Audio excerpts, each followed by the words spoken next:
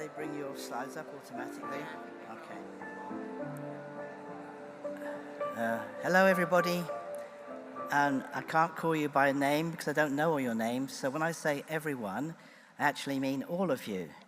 Just thought I'd mention that because when I was at school and the teacher told everybody to sit down, I kept walking because I didn't know that was me. So thank you, take your seats. Don't take them anywhere. That just means sit on them wherever you find a spot. So I want to introduce Sue Fletcher-Watson, who I don't know very well, but I still think of as a friend because of our sort of times of talking and sharing together over work stuff. Sue is from Edinburgh University as a psychologist, and we'll talk to you about some really interesting stuff. Thank you. Thank you, Wen. That was lovely. Hi, everyone. I'm just gonna, okay. Hi. Gosh, it's a really big room, isn't it? Okay, so I'm really excited to be here talking to the Autism Europe Congress here in Dublin. Thank you very much to the organisers for inviting me. I'm going to talk for something like 45 minutes about neurodiversity, and specifically talking a little bit more perhaps than I normally do, if you've heard me talk about neurodiversity before, talking a little bit more about the kind of political and liberatory elements of the neurodiversity movement and how we might achieve those political and liberatory ends. So before I start, I want to say thank you to some people, in particular Dr. Alyssa Alcorn, shown here at the top, and Dr. Catherine Crompton. I do also work with people who don't have alliterative names, but these two are just really great. And a lot of what I'm going to talk about in this talk, in terms of research from our group, has been led by those two people. I also have a bunch of other thank yous on the slide, loads of autistic mentors and autistic people's organizations that have supported me and my work over the years, and specific projects, project teams related to diversity and social intelligence, the LEANS project and the NEST project, which I will mention as I go through today. Okay, so the outline today, Amy, do you think the clock could move to the other thing? Because it's kind of blocking my view of the slides. I don't know if you can, like, onto the other screen altogether? Or, yeah. Oh, okay. Thanks. I do have my watch. Okay, thank you. That's perfect, thank you. So, the outline of my talk, I'm going to talk a bit about core deficit theories, and specifically I'm going to talk about why I think they're problematic for autistic people, and for the way that we then do research, and for the way that we then deliver services based on that research. I'm going to then start to talk about neurodiversity as a kind of replacement paradigm for the core deficit model. Then I'm going to really lean into this idea of neurodiversity as a movement for collective liberation, and talk a lot about how I believe neurodiversity is for everyone. And I've used a kind of battery icon here because I think this is all about kind of power, and the power that we can have when we combine and when we collectivize as a community. And that bit's going to have lots of memes in it. I hope you like memes. And then I'm going to give you a couple of examples of what that approach looks like when it's implemented in a kind of research and practice context, and that'll be the LEANS and the NEST project.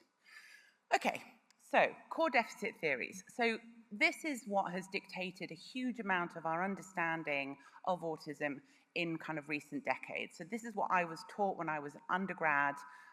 This is the stuff that still influences a huge amount of research and practice.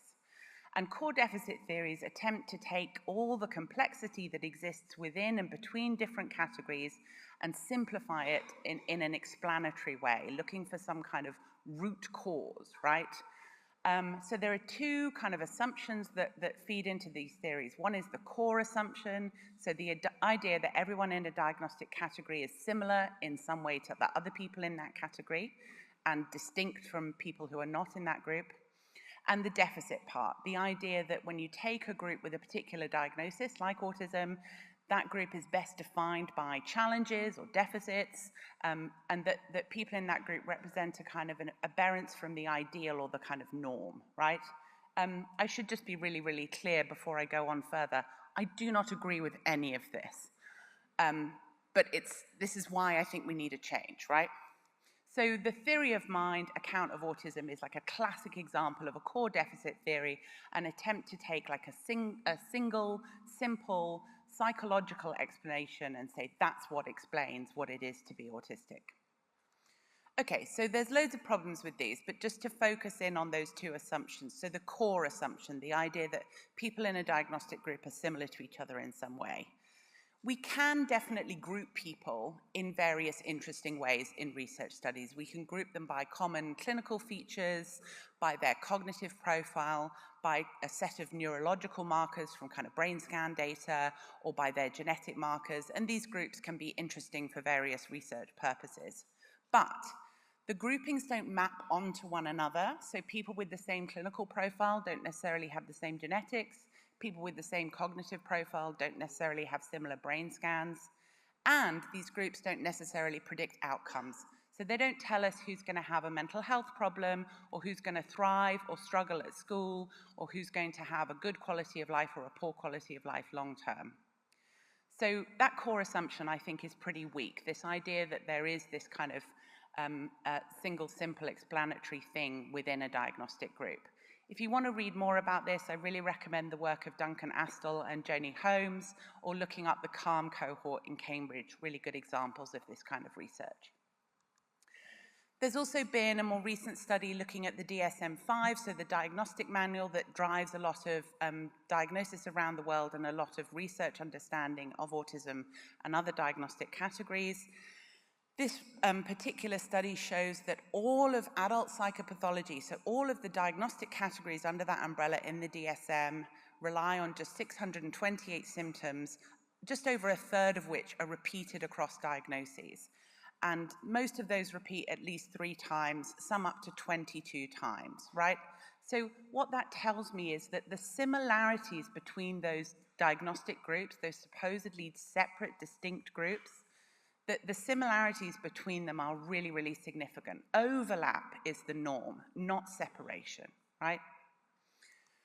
What about the deficit assumption? So just focusing in on autism, of course, specifically, and on social and communication and interaction experiences, we know that the clinical diagnostic criteria for autism still invoke the concept of social and communication deficits, but there is this huge, overwhelming body of evidence, much of it led by Catherine Crompton and shown up here on the screen, that is showing that these so-called deficits alleviate during autistic interactions, right?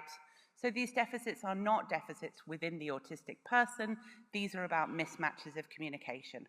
I think you've heard this before. There are tons and tons of people doing research on this topic, and really, really consistent results coming out of multiple different kinds of studies. So this is becoming very much the kind of established way of understanding autistic communication and interaction. And I hope that this will shape the next iteration of the diagnostic criteria whenever those come about. So it's not just about the autistic social communication, right? This deficit assumption doesn't hold up in a much larger way as well. So we are increasingly understanding cultural variation in how a particular diagnosis is experienced, in how it's given, in the impact that that diagnosis has on a particular context, different kinds of lives around the world. We're increasingly understanding the role of the environment and other people in shaping someone's experiences. Of course, that resonates with the social model of disability more generally, and we're increasingly recognizing that without insights from lived experience, we cannot even hope to sort of partially describe what it means to be autistic, for example. So there's a shift away from the external viewpoint of someone like me to the kind of internalized lived viewpoint. So these core deficit theories have driven a way of supporting or attempting to support neurodivergent people that I would describe as identify, so find the people, give them a diagnosis, separate them from everyone else, take them off to some kind of specialist intervention facility, and then do some fixing of the problems. And that's not great. The identification process is based on a set of false assumptions around these core deficits. The separation process reinforces stigma about what it is to be neurodivergent, and the fixing process is fundamentally ableist.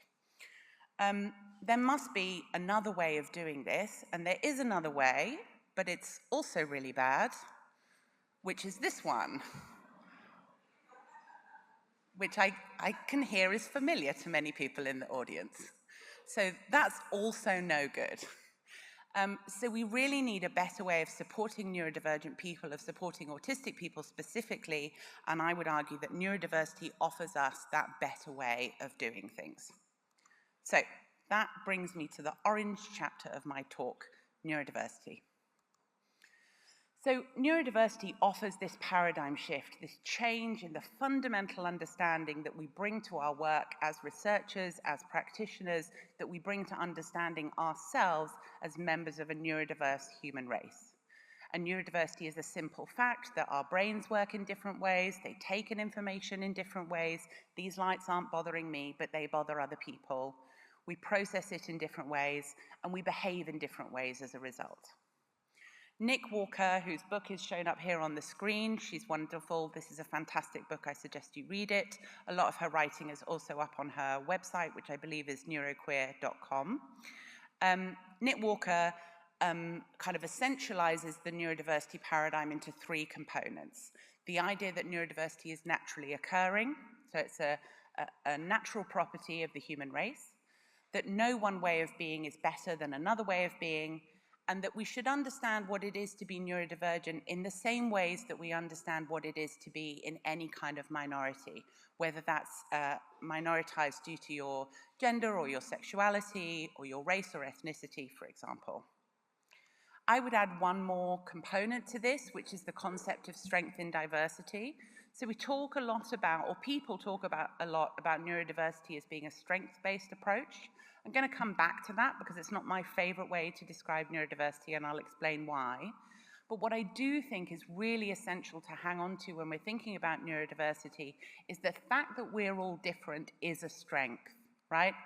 Any of you who were in T.C. Weissman's talk earlier today will have heard them talk about the boy who was staring at the sea and saw a kind of tsunami approaching and managed to save the whole village. And that's because he was there staring at the sea. If you don't have someone in your village community who stares at the sea for long stretches of time, you might miss those waves, right? So we really need diverse perspectives in our communities to drive, to keep us safe, to drive innovation, to drive empathy, creativity, thoughtfulness. If we're all the same, I never need to put myself in someone else's shoes because we're all wearing the same shoes, right? So how can I be empathetic if we were all identical people? So diversity is our strength as a community, and we have to embrace it and love it for everything that it brings. So I promised you in the abstract for this talk a way of talking about all of this to children. I think it's a really helpful kind of metaphor. We worked on this a long time, me and Alyssa Alcorn, who I mentioned at the beginning. So this is using the concept of a kind of woodland to describe neurodiversity. So in this woodland, we've got three different silver birch trees. They kind of represent the neurotypical tree in this particular woodland. We've got a lovely pink flowered cherry tree, we've got a palm tree, and we've got a willow tree. And they all have different needs, they all thrive in different environments, they're all equally valued in our lovely biodiverse woodland. So we can see here each of those four principles embodied. We can see that this variation between the trees is naturally occurring.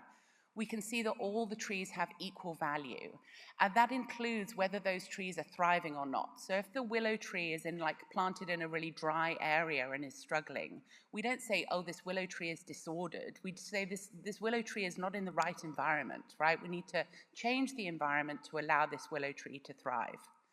We can see a majority status, the silver birches, and minority statuses, and we can see even within our silver birches, they're all different from each other, right? Neurodiversity is as much about individual differences as it is about the kind of larger group differences that we classify in various ways. And finally, we can see that the diversity of this group of trees is its strength, right? We don't want to see a monoculture. We're not here to visit an orchard or a whole bunch of Christmas trees being grown in rows. We're here to wander through a beautiful woodland, and that's what different trees will cultivate. Okay. So the last bit I wanted to say in this section of the talk is specifically focusing in on the idea of what we mean by neurodiversity affirmative research or neurodiversity affirmative practice. So we've got this set of principles from this paradigm. What do they look like when they're applied? So first of all, because neurodiversity is naturally occurring, a neurodiversity affirmative approach in research or in services expects heterogeneity. It expects people to be different. And still in so many of our services, we're sort of startled and astonished when people turn up with different profiles of need. I wasn't expecting a kid with ADHD in my classroom. I wasn't thinking that there would be anyone with Tourette's in the cinema when I went to watch a movie, right? It's ridiculous. We're different from each other. The sooner we get on board with that idea, the better.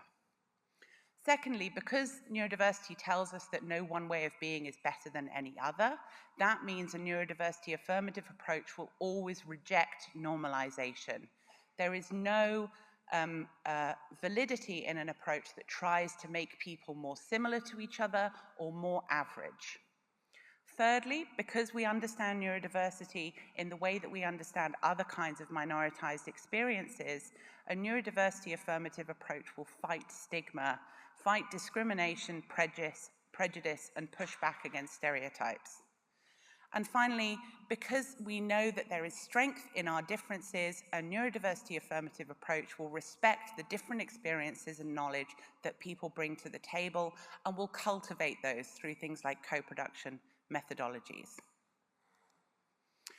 So what I've done with, I've been working on a book, it's so exciting. I've been working on a book with Robert Chapman, who is the most amazing philosopher and neurodiversity scholar. And one of the things that we've done together is actually simplify this even further to just a couple of kind of essential facets of the neurodiversity paradigm. And the reason we've done that is because what we want to do is really push the kind of political liberatory potential of the neurodiversity movement, thinking about neurodivergent experiences through the lens of systemic oppression and through a need for liberation from oppression. So we've taken the naturally occurring and the equal value bits of the original paradigm and collectively just called them affirming complexity.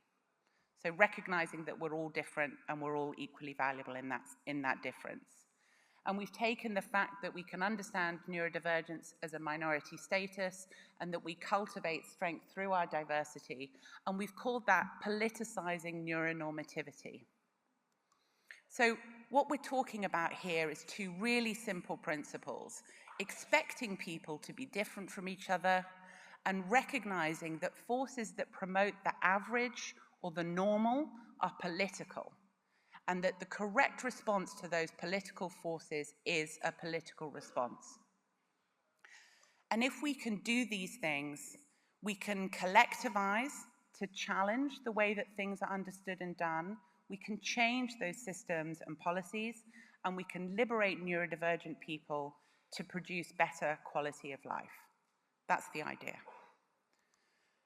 So there's a few ways in which achieving collective liberation might deviate from some of what we've done as autism researchers, practitioners, activists, and advocates in the past.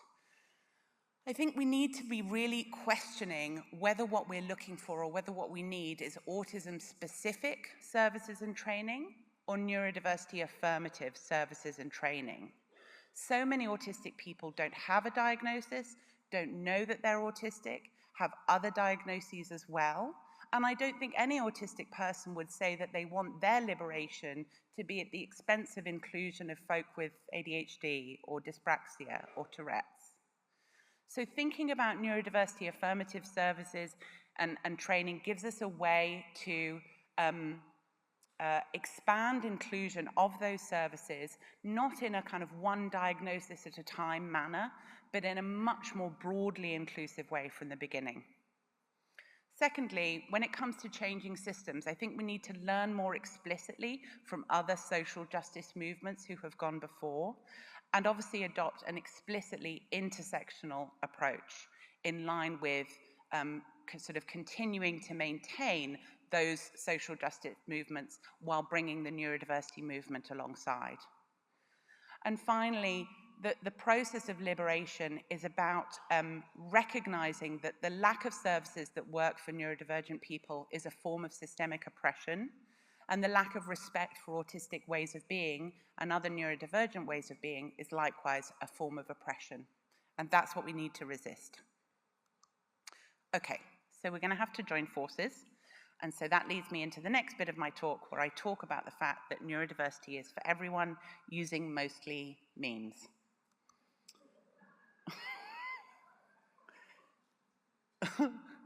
It's going to work. It's going to be great. Okay, so one of the things that, this is one of the kind of simple things that I'm sure a lot of you will have spotted before, right, is the idea that we use the term neurodiversity not to talk about all of us, but to talk about some of us, right, the neurodivergent people. So what you get is things like, welcome to our neurodiverse student hub, when what we should be saying is welcome to our neurodiverse school, right? The whole school is neurodiverse and everyone is a part of it. And this is a problem. This reminds me of when I was growing up as a white kid in England in the 80s, and I thought that ethnic meant like those people over there. We would talk about like ethnic jewelry and ethnic clothes. If someone had said to me, what's your ethnicity? I think I honestly would have said, I don't have one, right? I don't think I thought I had a race. I don't think I thought I had an accent. I was just normal. And everyone else was some other kind of category. And I think we're making that mistake again when we use neurodiverse not to mean everyone, but to mean some people. So neurodiversity is for everyone. It unites us in the fact that we're different from each other, because we're all different from everyone else, right? It's not that this person has differences. Me and this other person are different from each other. It's a relational property. We need to really resist anything that allows this new language, this new vocabulary, to acquire the stigma that already existed before it came along. One way to differentiate, because it is often useful to differentiate between people who are currently advantaged or disadvantaged in a given context, is to think about whose needs are currently being met or are currently unmet in a given context. Okay. The next way in which neurodiversity is for everyone is really about this idea that people worry that when you advocate for kind of neurodiversity affirmative practice and neurodiversity informed change, what you're doing is taking away the rights that people have to access services and help when they need it. And I really, really resist this. I think we can be rights respecting and needs affirming at the same time. So, it's very important that we recognize this idea that needing help doesn't make you a less valuable part of our society. Getting the help that you need is a human right. It's not something you earn by doing well at school or earning a lot of money or otherwise, you know, being a kind of impressive member of a group, right? If people need help, they should get it, and they are equally valuable regardless of the level of help that they need in a given context. As I've said already, a diverse society is a society that's empathetic, that's thoughtful, that's innovative and creative in coming up with solutions to address the differences between us and the sometimes conflicting needs that we have in a given situation. Campaigning for neurodiversity affirmation is campaigning for better social care, for better health care, for specialist education. This isn't an us and them situation. This is an everyone together situation. Okay, some medical stuff is great. We often talk about, so neurodiversity is very aligned with the kind of social model of disability or more kind of nuanced kind of post-social models of disability. It's not super aligned with the medical model that's very much this disability is an impairment that exists within the individual, and that's, you know, that's where the disability lives. Okay, so I definitely really want to kind of push away that medical model. It doesn't fit with a neurodiversity affirmative model. But what we don't want to push away is things like evidence-based practice, high-quality healthcare. You shouldn't have to guess as an autistic person going to get an antidepressant from your doctor what your reaction is going to be to that antidepressant, because there have never been any clinical trials that included autistic people, right? Everyone deserves good healthcare. The other facet of this is that, if we think about neurodiversity being maximally inclusive, right, we're talking about including people who are looking for treatment, sometimes a cure, someone who has a lot of seizures, someone who has a lot of really unpleasant, intrusive thoughts, right?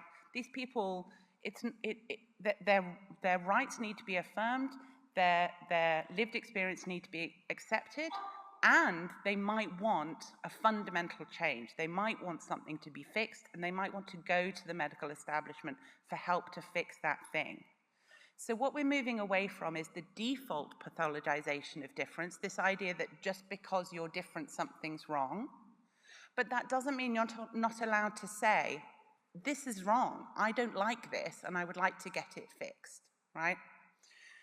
Okay, this is my last one. Neurodiversity isn't for everyone. But what does she mean? So this is something that T.C. Weissman again mentioned this morning, something that we've published in the Autism Journal, where I'm an editor, something that I admit I was really, really oblivious to until about 2 years ago, which is the idea that neurodiversity as a kind of theoretical model and as a paradigm has very much got its roots in kind of white Western civilizations, communities, cultures, global North cultures. And what we need to be really, really careful about is that we don't sort of export this in a way that replicates the harms of previous kind of colonial exports around the globe. So neurodiversity doesn't necessarily take account of indigenous and culturally distinct forms of knowledge or ways of understanding identity, ways of understanding collective identity as well as individual identity. And we need to be really careful that while we would like what I see to be the potential advantages of neurodiversity affirmative practice to be available to people all around the globe, that doesn't turn into a form of, someone like me going around the world and being like, this is how you should be doing it, right? Recognizing that I'm an English person in Ireland saying this is how you should be doing it.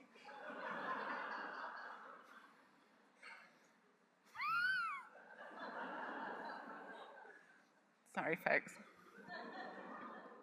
You can just ignore me. You can just ignore me. You have the total freedom to ignore me. But I think we need to have care and sensitivity when we're talking about these ideas and recognize the fact that they do come from a kind of tradition of philosophical thought and knowledge that isn't globalized, right? Okay, so last bit, what does that look like? So what would a kind of neurodiversity affirmative approach to research and practice that is grounded in the principles that I've described look like? And I'm going to give you a couple of examples from our own research group, just relatively briefly, and then there'll hopefully be some time for questions. Okay. So I'm sorry, my examples are around mainstream education, but I'm happy to talk about other contexts as well, if that's helpful. So just before I give you the examples, just to establish some facts about the educational system as it operates in, I think, most countries that are attempting but not really delivering the principle of inclusive mainstream education. And if anyone was at the excellent session before lunch on learning across the lifespan, this will be really familiar to you. So the first thing to be really clear about is that education systems, inclusive education systems, have 3 distinct goals that are not the same. So one is a set of attainment goals. We're looking for children to develop skills and knowledge and qualifications that demonstrate those skills and knowledge that they can then use in the future.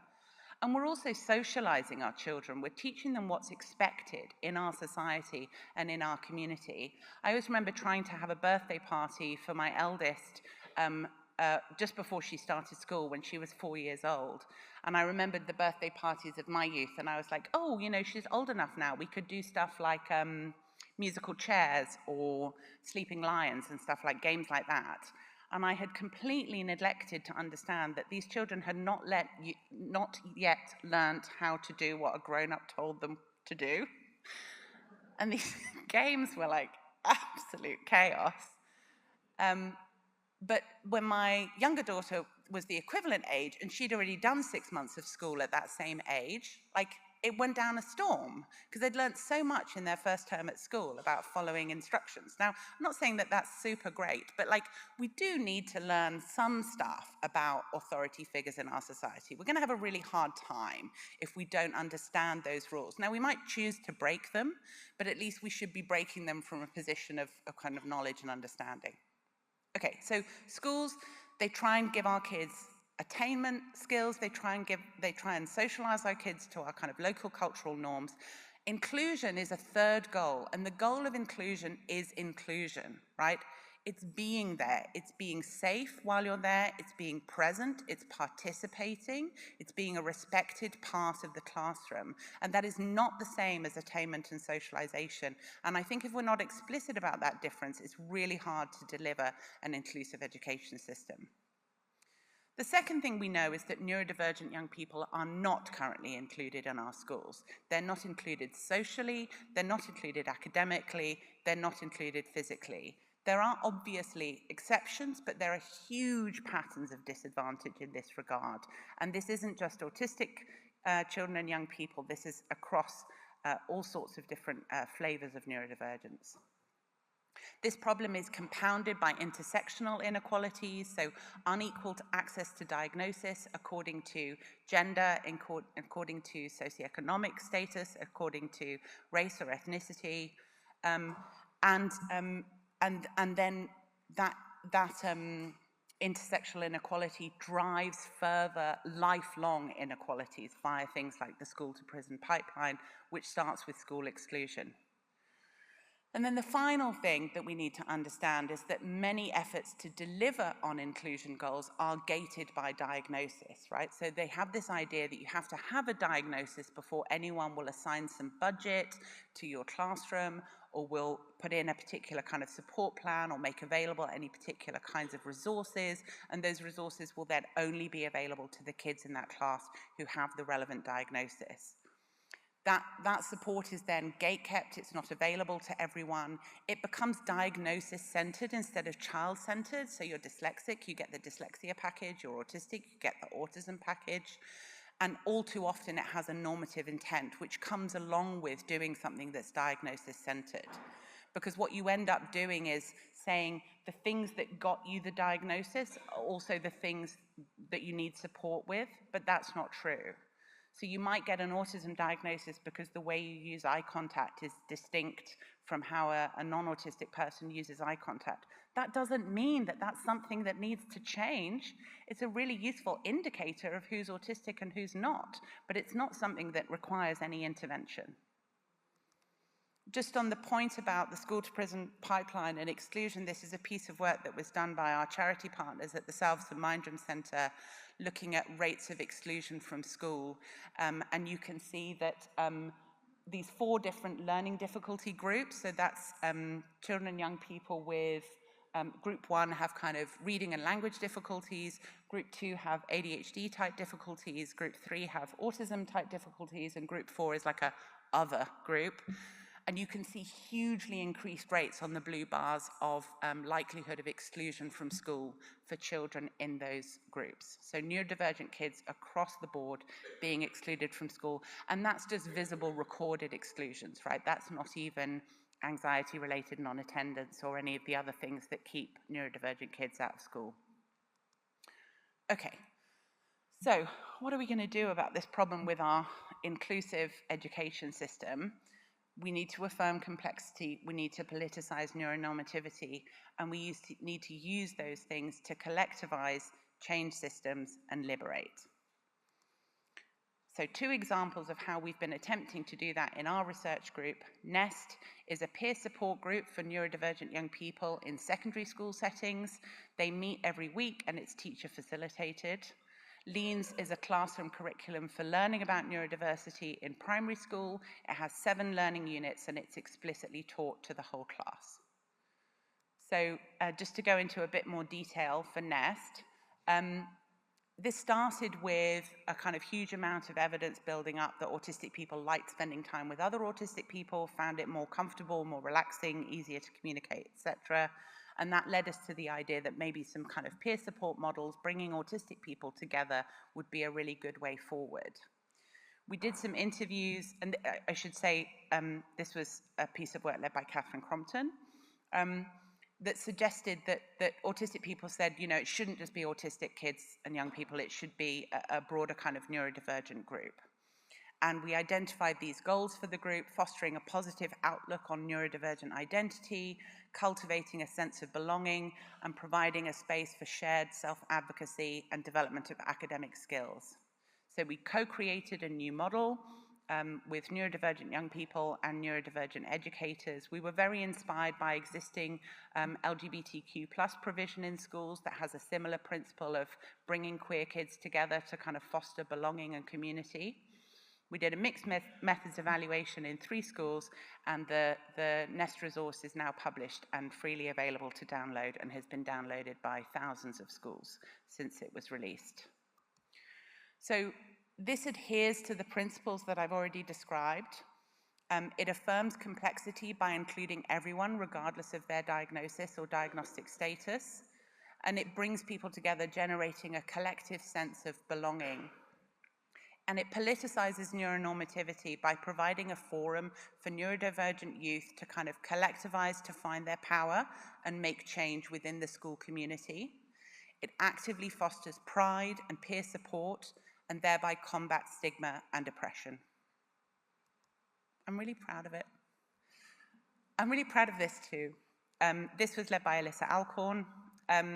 So this is specifically, we wanted to do a piece of work directly addressing the environment, the school environment that children are in, that is created by other people's attitudes, other people's beliefs about you, the whispers, the gossip, the unanswered questions. Why does she get to use a laptop? That kind of stuff, right?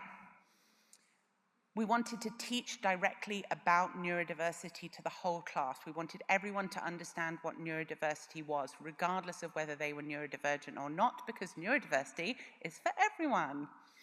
And we wanted to be really distinctive from what we saw as this separation and support model. You're going to come out of the class and have some extra lessons in a separate place because of your, diagnosis. Again, this was co-developed through an open participatory design process where we developed both the learning objectives and the specific activities that were in the curriculum. This resulted in a comprehensive curriculum resource for use in primary schools, lesson plans, a storybook, these beautiful illustrations by Claire Hubbard. It's just lovely. We evaluated it in 4 schools with a strong focus on feasibility, outcome, and checking that there was no identified harms. And then again, that resource was published and is free to download. I think we're over 11,000 downloads at this point, so we're really proud of that. So again, this affirms complexity. It's accessed by the whole class. There's no filtering, there's no selection process, and importantly, when you're going through the curriculum, there's no singling out. There's no pointing to a kid in the class and saying, little Jimmy, why don't you tell us what it's like to have ADHD, right? No one needs to share anything about their personal story, but we use storybooks hopefully so that people can see themselves reflected and some of the abstract ideas can become more concrete for the children learning. It teaches directly and explicitly about the existence of neurodiversity as a phenomenon and about neurodivergent experiences. In terms of politicizing neuronormativity, the stories showcase a way forward, a school that encounters inclusion challenges and overcomes them in warm and empathetic and feasible ways.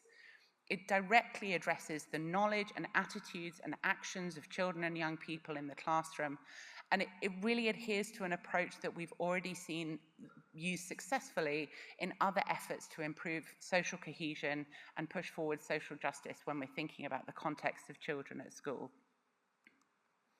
So that's me coming to the end of my talk. I'm just going to finish with some take-home messages. Sorry, my mind went blank for just a second, but it's okay, we're almost at the end. So just to recap then, I started with this idea of these core deficit models that have driven so much of autism research and as a consequence, so much of autism practice over recent decades. And I showed how problematic they are and how they're not supported by recent data, and they drive rather than relieve stigma. I position neurodiversity as providing an alternate model, a different paradigm which gives us a different standpoint, a different view on what we're trying to achieve, and actively embraces political action and societal change. I talked at length about how neurodiversity, I believe, is for everyone, that collective liberation has to be collective. We're so much stronger when we're together. And that's about the entire autism and broader the entire autistic and broader autism community. That's about the neurodivergent community. That's about the neurodiverse community, which is absolutely everyone. And it's about much more than just celebrating individual strengths and talents, which I should maybe just say, like, go for it. If you've got strengths and talents and you want to celebrate them, like, whoop-de-doo, right? Love that. Love that as a parent with their child, love that as a teacher with their classroom. But the movement is not just about people having strengths, right? It's about this collective strength, this strength in diversity. And finally, hopefully I gave you a couple of examples about how applying these ideas is possible in research and in research that leads to changes in practice. So just a little plug for my books. But if you like anything I've said and you want to read more, then this would be where to look, right? So the Neurodiversity Very Short Introduction is coming out next March from Oxford University Press. That's written with Robert Chapman. And then It Takes All Kinds of Minds, Fostering Neurodivergent Thriving at School is coming out, I think maybe later this year. The lead editor on that was Rachel Davis and Claire O'Neill and myself. And that's it's got chapters by loads and loads of different researchers, educators, practitioners, including very large numbers of neurodivergent people have contributed to that book. We're really, really lucky to have them. And I will leave this up for just a few seconds. This is just links to where you can find out more. Specifically, if you're excited about leans, Alyssa will be talking about related work in the next session after this. And if you want to hear my rants, you can follow me on Blue Sky. Thank you very much. Oh, thanks. Thank you to Sue. That was just amazing, and put everything we've been hearing so far into perspective. We do have time for some questions, and there are some microphones at each side here, so feel free to come down. I see Dana. So would you like to ask a question? Hi, everybody. Thank you so much for a great presentation. We, as a family, opted to do an individual disclosure with the kids. We didn't have the framework of neurodiversity then, and we wanted to close the gap between what kids thought and what was true. And we found two things that really stand out to me. There were a lot, but one was a kiddo in the room going, "Oh, I have ADHD and it makes me this way." And we had another kid go, "Well, you know, I like to do theater, but I'm really anxious, so I have to use medicine sometimes." You know, and it normalized being able to be authentic. We also noticed, like, my son was at the zoo and he didn't have food. He forgot his lunch. And the teachers were all hovering and chattering and doing all the things that don't help. And his little friend who had been through the training came up and said, "He won't eat that, it has jelly, he doesn't touch sticky things." And he peeled the sandwich in half and gave him the peanut butter half, which was brilliant, right? So that center to margin expansion of inclusionary practices, can you speak to that more? Because I think that's exciting. Yeah, thank you so much. So what I think is, so one of the things I mentioned in my talk is this idea of kind of learning from other social justice movements, right? So one of the things that is talked about a lot in the queer community, and I'm a queer person myself, is that, you know, not everyone wants to be an activist, right? But we all benefit from those people who have had the confidence, the privilege, the opportunity to stand up and say, this is me, this is what I need, this is who I am. So, and I think that's a really important lesson to take into our kind of neurodiversity affirmative activism, is that when people, like your children, are happy to stand up and say, this is me, this is what I need, this is what's going on with me, that is a wonderful, wonderful thing. But we need to recognize that that's not a possibility for everyone, and we need to make sure that those lessons are generalized, and we understand that there will be other people who aren't speaking up, but also have, you know, their own profile of need. And hopefully we can get to the point where we have the kind of systemic changes that means everyone benefits regardless of whether they want to put their hand up and say something or not. Thank you. Hi, my name is Zakia. I work in UK in with children with autism, and as you know, that the lists are like 2 and 3 years waiting lists, and most of the schools, like they said that till we have a diagnosis, we not provide any support. And in some of the counties, like if you like with speech and language, they will not take them if they hear they have autism, then that is, they are not commissioned for it.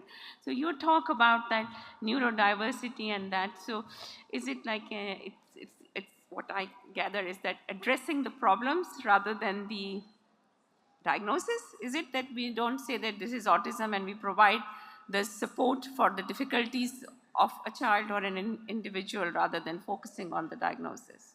Yeah, I think it's about escaping the diagnosis as the only pathway to get support, right? And that's particularly important now because we know those waiting lists for diagnosis are so long, and they're really, you know, they're really not equally accessible to all, right? So there's a reason why someone gets referred for a diagnosis, because someone has already spotted that they have some needs that are not being met. So why are we not meeting those needs at the point that we detect them? Why are we waiting for 2-3 years longer before we do anything about it? I also think, so I think everyone should be able to access a diagnosis if they want one, but I also think that if we had a really good, inclusive school system, I think there'd be a lot fewer people seeking a diagnosis. I think there'd be a degree of comfort with saying, this is me, I think I'm probably autistic, but I don't actually need to go and sit on that waiting list and get that clinical assessment because I feel satisfied that I'm understood and supported by the people around me. So that's the ideal that I want to kind of aim for, and I think that investment in that inclusive education would reap huge savings in terms of healthcare systems burden. Absolutely, I completely agree with you. So this idea is only going in Scotland, or is it coming to England as well? Well, it's in the law already in both Scotland and England, but the law is not yet reflected in the way the systems and the services work. So that's where we need to get to. I see there is a queue behind you, sorry. Hi. Hi, I'll go quick. Oh, this is loud. First of all, thank you so much for your talk. I'm a big fan of Chapman and Walker, so I love when I see their work represented. I recently did a piece of research with autistic women at the university level about their perspectives on the neurodiversity movement, because as a cohort that's been historically under and misrepresented in research on autism, I wanted to see how they felt about its inclusivity. And interestingly enough, the majority of the women that I spoke to had a bit of a concern around the terms of neurodiversity and identifying themselves as neurodivergent because of the way in which the words have slowly started to become co-opted or perhaps commodified by corporations to appear as though they're appeasing some kind of liberal movement. I know that's something that Chapman discusses in depth in Empire of Normality, and so I'm wondering, how do we continue to push for these ideals, which I agree with, but in a way that distinguishes them from how they're being co-opted by larger corporations? This is a great question. It's exactly like when, you know, some vodka brand decides to release a bottle with a rainbow on it, right? Though, you know, I will still drink the vodka. But I think we should refuse to yield the ground. That would be my position. I'm going to keep using that language. I think it's powerful language, and I think it can be a driver of change. I think there'll come a point where we evolve beyond it, and the language that I'm using today will be horribly out of date. And And, you know, we're not even kind of classifying in this way. I think one of the first things to go might be the concept of neurotypical. I identify as neurotypical, but only because I'm trying to find a way to reflect the relative privilege I've had in the system. But personally, I hang on to this language because I think it's powerful, I think it's influential, and I don't want to yield that territory to the kind of corporate, you know, hangers-on who are just trying to jump on the bandwagon and make their brand look good. So Yeah. I guess the question would be then, with words like neurocosmopolitanism or neuroqueer disidentification that are coming out of these blog spaces, where do those fit in if the consensus seems to be around neurodiversity? Yeah, I would put them within a kind of broader umbrella of neurodiversity aligned terminology. I would never tell an individual how they should identify. So when I'm writing in generalized terms about communities that I am sometimes a part of and sometimes not, and so on. So I'm talking about, yeah, the language that I use in that context. I think the accumulation of additional language around neuroqueering, around neuroexpansiveness, etc., it just enriches our vocabulary and gives people more choices about how they identify. Thank you. Yeah. We can.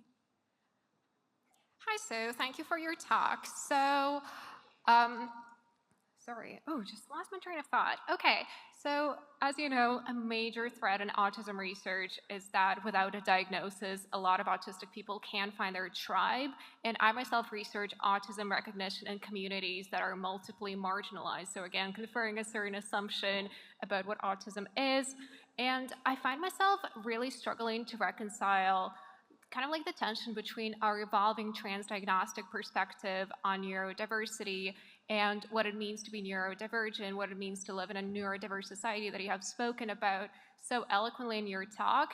But also, I'm noticing that a lot of autistic people do experience this need for a community, this need for a tribe that is tied to either a diagnosis or a self-identification as autistic.